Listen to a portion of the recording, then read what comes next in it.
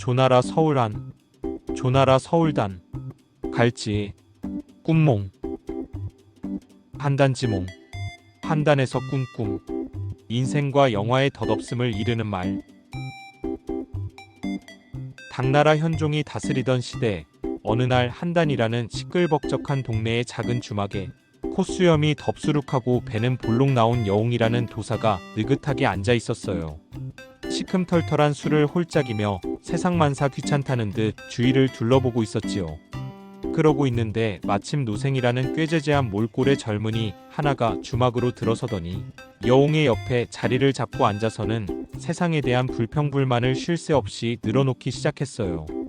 옆에서 덤덤하게 듣고 있던 여웅은 그의 넋두리가 좀 잠잠해지자 그에게 말없이 도자기 베개 하나를 건넸지요. 골치 아픈 세상 일은 잠시 잊고 잠이나 좀 청해보게나. 한잠 자면서 달콤한 꿈이라도 꾸고 나면 기분도 한결 나아질 걸세. 그가 건넨 베개는 양쪽에 동그란 구멍이 뚫려 있는 희한하게 생긴 물건이었는데 노생은 툴툴거리면서도 순순히 베개 위에 머리를 뉘었어요. 한참을 얘기했더니 꽤나 노곤해진 참이었거든요. 그런데 베개에 머리를 대고 누워있으려니 뭔가 요상한 기분이 들었어요. 눈을 떠보니 베개 양쪽의 구멍이 점점 커지고 있었지요. 일어나 안을 들여다보고 있으려니 구멍은 곧 그가 기어 들어갈 수 있을 정도로 커다란 터널이 되었어요. 결국 그는 호기심을 참지 못하고 엉금엉금 기어 그 구멍 속으로 쏙 들어가 버렸죠.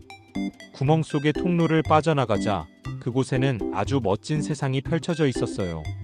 그가 가장 먼저 본 것은 번쩍번쩍 빛나는 기와지붕에 울긋불긋 아름다운 정원이 있는 멋진 집이었죠. 얼떨떨한 표정으로 두리번거리던 노생은 그 집안의 예쁜 딸 최씨 아가씨와 눈이 딱 마주쳤어요. 두 사람은 첫눈에 서로 반해버렸고 얼마 안 가 혼례까지 치르게 됐죠. 그리고 노생은 곧 과거 시험에도 붙으며 벼슬길이 활짝 열렸어요. 그는 출세가도를 달리며 승승장구하여 경조윤, 어사대부, 이부시랑 같은 높은 자리에 척척 올라갔어요. 한때는 간사한 무리들의 모함에 빠져 억울한 누명을 쓰고 시골로 쫓겨나기도 했지만 다시 복귀해 재상 자리에 올라 임금을 보필하는 중요한 역할을 수행했죠. 한 번의 위기로는 부족했는지 또 한 번, 이번에는 모반 사건에 휘말려 억울하게 감옥에 갇히는 신세가 되었지만 그는 다시 한번 누명을 벗고 마치 오뚜기처럼 다시 돌아와 중서령이라는 더 높은 벼슬에 오르게 됐지요. 심지어 영국공이란 멋들어진 자기까지 받으며 임금님의 완전한 오른팔이 되었답니다. 두 번의 큰 위기를 겪으며 파란만장한 삶을 살아온 그의 곁에는 예쁜 아내와 더불어 이제 5 아들과 10명이 넘는 손자들이 함께하고 있었지요.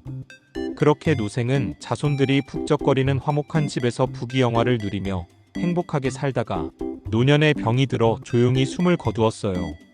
그런데 분명히 방금 막 숨을 거두었던 노생의 눈이 다시 떠졌어요.